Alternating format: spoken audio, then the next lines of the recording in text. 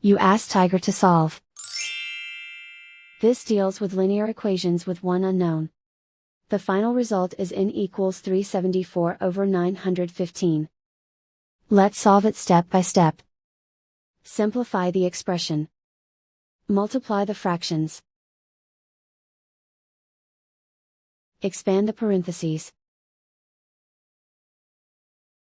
Simplify the arithmetic.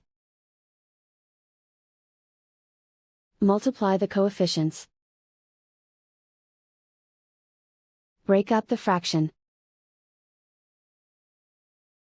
Find the greatest common factor of the numerator and denominator. Factor out and cancel the greatest common factor. Simplify the fraction.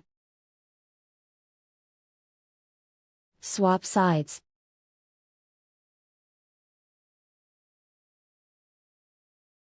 Group all constants on the right side of the equation. Add 366 to both sides. Group like terms. Simplify the arithmetic.